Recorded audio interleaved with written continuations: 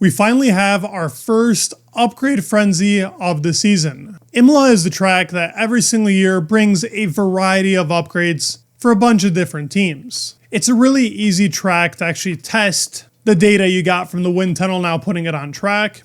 And as it is the first European race, the logistics of it just make sense for most teams. There's definitely going to be plenty to talk about going from the rear wings to side pod updates, floor updates. But right before I hop into that, I wanted to thank you guys for support. Amazing per usual. You guys truly mean the world and I couldn't be doing this without you guys. Last year this video got me my most subscribers, somewhere around 1.8k. Would love to hit somewhere around that or even more. So please, if you're new here, go ahead and subscribe. Would mean a lot. We're on the road to 100k.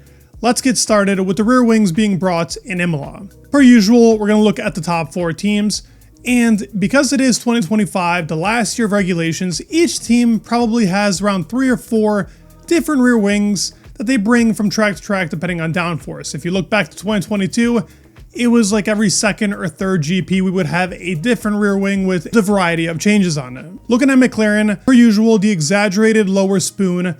This is definitely more downforce than that of Miami. A lot of these teams actually brought over their Miami rear wings last time, but they're going with a bit more downforce. This is going to be helpful for that car because it is super efficient.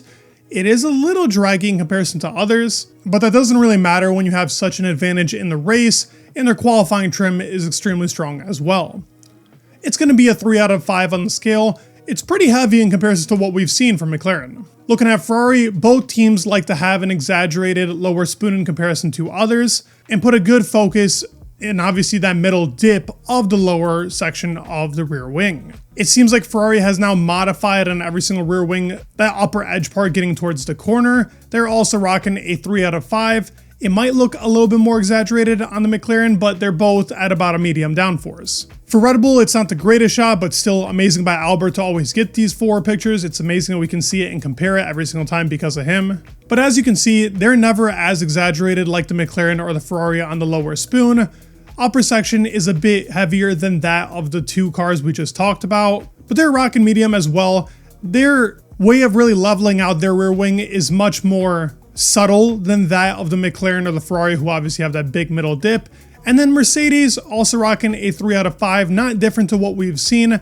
They're a bit in the middle between McLaren, Ferrari, and Red Bull because they still have that lower section that has that middle dip, but obviously not as exaggerated like on the McLaren and the Ferrari. So everybody here is rocking medium downforce. Looking at the next 4 teams, we got Aston Martin, Alpine, Haas, and Racing Bulls. Now the Aston Martin, yet again, rocking a barn door. It's pretty big, but medium downforce. It just looks super exaggerated because of the picture.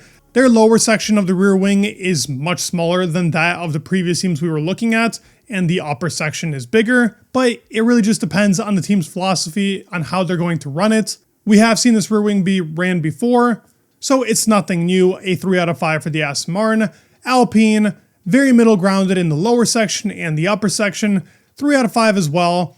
Looking at Haas, they do have a little bit less downforce than that of the Aston Martin and the Alpine. I would still classify this rear wing as a 3 out of 5. And same with the Racing Bulls. There's not really much to go over with these rear wings. We've seen them plenty of times again and again. And as I said, each team's got a set amount, about 3 or 4 different ones that they just keep bringing to each GP depending on the downforce level. The same can be said for both Williams and Stake, who have also brought rear wings that we've seen throughout the season. Williams does have a rear wing that almost is a 2 out of 5. I would probably say out of every single team we've seen, they have the least amount of downforce on the wing itself. And the Sauber car has a 3 out of 5. They've been pretty solid drag-wise, and Hülkenberg has kind of been talking up the team, so let's see how it goes for them this weekend. One of the biggest talking points coming into Imola is McLaren's rear brake solution. There's been a lot of talk about phase-changing material, but the FIA has came out and said that the McLaren is legal, and that using that type of phase-changing material would be illegal to use. Ferrari is testing something on the rear brake ducts to help out with rear tire degradation, even though they've been pretty strong, but McLaren is gaining a large amount of time, especially in Sector 3 of qualifying and then race pace trim in general, through this rear brake solution. So each team is looking at different ways of implementing this, but nobody truly knows exactly what's going on in the rear brakes for the McLaren, which is gaining them so much time. Taking a look at our first upgrade for this video, it is the RB21 we're going to look at, especially in the side pod area. They just brought a new floor from Miami, which was meant to go to Imola, but they tested it in Miami quickly on Max's car. That same floor now is on Yuki's. And as we can see from this shot, the actual upper part of the side pod and really the water slide they have going down towards the rear of the car has not changed very much, but they have added this little front lip that is disconnected from the side pod, which is something they have not done on the car yet. But we've seen this on the Ferrari, the SF25 specifically, and we've seen it on both the 24 and the 25 McLaren. With this, they've also added a new mirror mount, which is pretty interesting that they've chose to actually put this on the very side of the wing tip. Looking at it front, looking at old and new, you can actually see the change of how it was all one. Now it's disconnected. And we can see a very interesting solution put under the side pod undercut as well. They've added the vane under this new side pod inlet, which is very similar to that of the SF25 the more that I look at it. And we have seen a vane added to the side pods. Funny enough, it is on the Sauber car, but that's more closer to that of the inlet and more on the side of the side pod, while this is under in that undercut area to help out with a bit more outwash. And a pretty interesting solution to helping the flow be more controlled going towards the rear of the car. Max says he doesn't expect any magic from this Red Bull update, but this, with the front wing flexing that is coming in Spain, could possibly put up Red Bull in contention for the P1 spot with McLaren, depending on track to track. But McLaren supposedly says that they already are complying with the flexing rules coming in Spain. Looking at the sister team, they have brought an upgrade that's pretty big on this V-carb car. Right off the bat, as you can see, they have brought that Cobra winglet and the arrow pointing down to a new floor, and quite the interesting solution they have that we really haven't seen on the floor.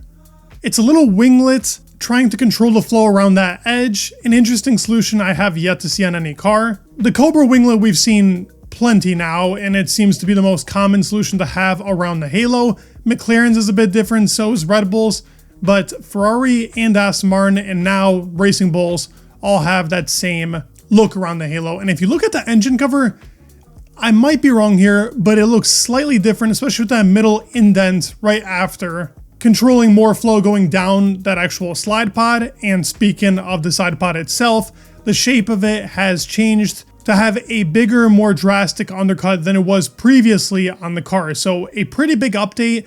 Lauren Meckies, their team principal, has said it's a big update, but for small performance. So we'll have to see. It looks pretty drastic, and they've changed a lot on the car. They had a very fast car in the beginning. It's kind of toned down. This is their first big upgrade of the year. Next team we're looking at is the Mercedes car, which has brought pretty big upgrades here. And they have big expectations. They expect a lot here, and it could be the turnaround they need for their season to actually be fighting for wins and consistent podiums. They have made an interesting change onto the suspension. It's not something that's brand new. We've seen it before on the AMR 24. Funny enough, on that car that wasn't even that good. But adding a bit of upwash, making the suspension arms even more aerodynamically important, is something we've seen in these regulations consistently from the beginning to now, and it's really cool to see. I love all these little tech details that we can actually get out of these cars. They have brought a new front wing as well. The nose is now finally connected down to the bottom, and when I initially looked at this, I thought it was the original front wing from Bahrain, but there are some changes to help see the differences, and really I saw just through the connectors. From that first flap to the second, you can see that there's 3 connectors. The previous front wing had 4. And the upper flap itself is shaped differently. They're very, very minor changes. They're definitely one of the teams that was flexing more than anybody else. So they did need to shape that up before they ended up getting to Spain. This could possibly be that front wing they end up using all the way to Spain, just to make sure they're within the regulations. There is still more parts waiting for the Mercedes car. We're probably going to see that tomorrow. This is going to be part 1 for Imola. I expected more pictures, but unfortunately we didn't get everything, and I'll have to go over it tomorrow anyways. I planned on it, but there will be a part 2. I'll explain all the upgrades. We'll talk about how FP1 and FP2 went. But this is going to do it for our Thursday video. I hope you guys enjoyed the video. If you did, please go ahead, like, and subscribe. It would mean the world. And peace.